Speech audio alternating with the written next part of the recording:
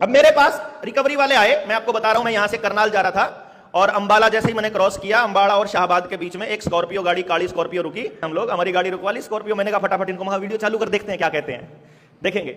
वो आया जी, उसने उतारी, वो गाड़ी नरेंद्र के नाम है, नरेंद्र विद्यार्थी के नाम। तो उसने बोला शीशा उतार के, हाँ भाई नरेंद्र के नाम है गाड़ी? मैंने कहा हाँ भाई नरेंद्र के नाम है। इसकी किस्तें नहीं गई हुई? मैंने कहा किस्तें भेज नहीं रखी भाई, जानबूझ के रोकी हुई है। बोला क्यों?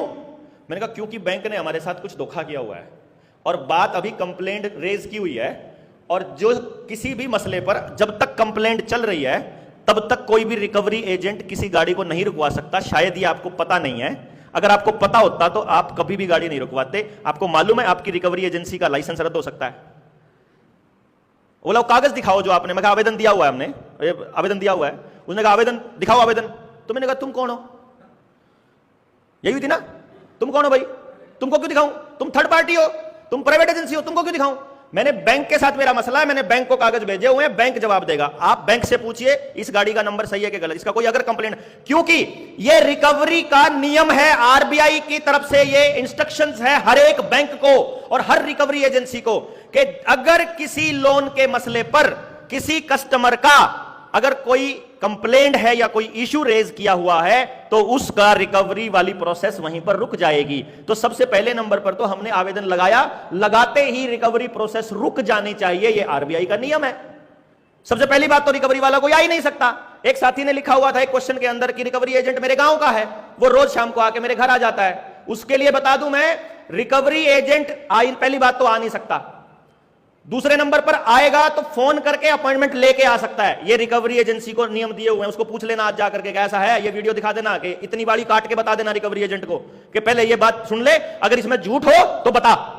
अगर इसके बाद भी वो कहता मैं नहीं मानता ये बातें, तो वो गुंडागर्दी है। फिर गुंडागर्दी का इलाज लठ है भाई, फिर कुछ नहीं है भाई। गुंडा अगर कोई घर में घुस रहा है, देखो कायदे से कोई बैंक का कर्मचारी आएगा, कायदे से आएगा तो स्वागत है, कायदे से बाहर जाएगा तो उसको रगड़ा जाना चाहिए।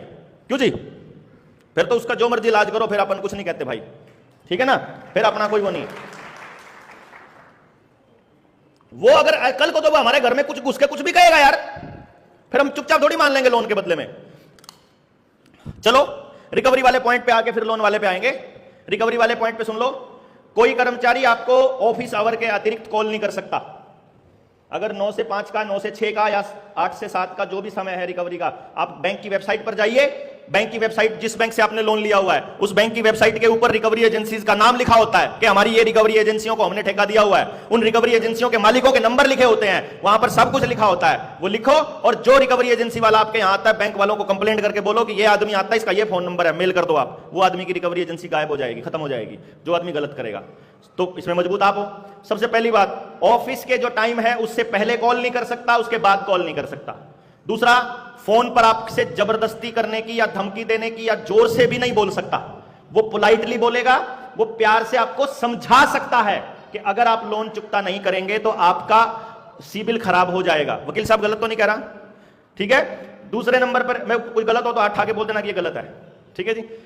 अब वो आपको धमका नहीं सकता, आपके माता पिता को, यहां तक कि आपकी पत्नी को भी नहीं बता सकता कि इस बंदे ने लोन लिया हुआ है। समझ गए? अगर उसने आपके परिवार के सामने आपसे पैसे मांग लिए या उसने किसी के सामने आपसे पैसे मांग लिए तो कंप्लेंट करो उसकी उसी टाइम, किसकी रिकवरी की एजेंसी रद्द करो करी जाए। हम कंप्लेंट ही नहीं करते, हमको ज्ञान ही समझ ही नहीं है कि ये आदमी गलत कर रहा है पहले नंबर पर। इससे आगे वो किसी रिश्तेदार के यहां फोन नहीं कर सकता। अभी एक कॉल आई थी, मेरे एक क्वेश्चन है इसके अंदर कि एप्लीकेशन के थ्रू लोन लिया हुआ है, उसने वहां से सारा डेटा उठा लिया और वो रिश्तेदारों को फोन करते हैं।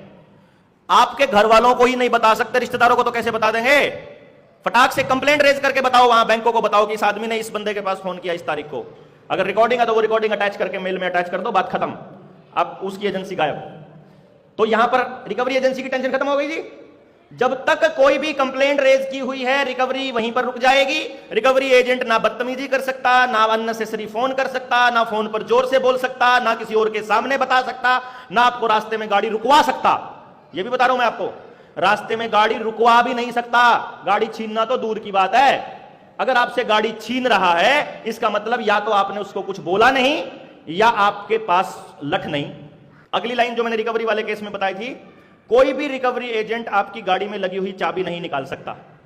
कोई भी रिकवरी एजेंट जबरदस्ती आपको गाड़ी से नीचे नहीं उतार सकता, कोई आपकी गाड़ी में चढ़कर उस गाड़ी को कहीं तक नहीं लेके जा सकता। अगर वो ले जाने लगे, आप वहां पर रखे हुए किसी भी चीज से उसका कुछ भी कर सकते हो, क्योंकि तब आप अपनी जान की रक्षा करने के लिए कर रहे हो। वकील साहब गलत तो नहीं कह रहा हूं?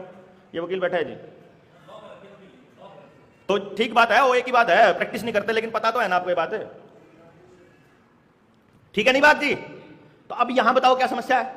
जब कोई आपसे गाड़ी छीन ही नहीं सकता तो वो तो गुंडागर्दी कर रहे हैं। अभी इस वक्त भी उड़ीसा में एक मसला चला हुआ है।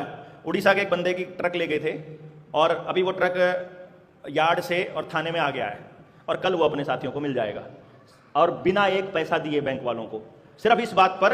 अब सिरदर्दी लेनी पड़ती है भैया, आपको थाने में 20-50 लोग जाने, वहां जाकर के बैठ जाओ। अब हमारे लोगों के पास अगर टाइम नहीं है बैठने का तो फिर क्या करेगा कोई है? हाँ, लड़ने का टाइम नहीं है तो फिर तो उनके तो फिर हौसले बुलंद हो जाएंगे।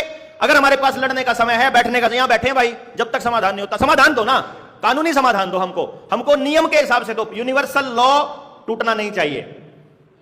सबसे बड़ा है दुनिया की हर सरकार, हर अदालत, हर आईपीसी, हर चीज से बड़ा यूनिवर्सल लॉ। क्यों जी? कोई भी कानून अगर यूनिवर्सल लॉ को तोड़ता है तो वो कानून नल एंड वॉइड माना जाता है। वहां पर एक नेचुरल जस्टिस जरूर प्रिवेल करना चाहिए। यही नियम होता है हर न्याय का, कि कुदरती नियम एग्जिस्ट करना चाहिए। अब कुदरती नियम तो यह कहता है कि किसी भी आदमी के जीने का हक ना छीना जाए। भाई मेरा तो रोजी रोटी यही है, वो नहीं छीन सकता, कोर्ट भी नहीं छीन सकता इसको।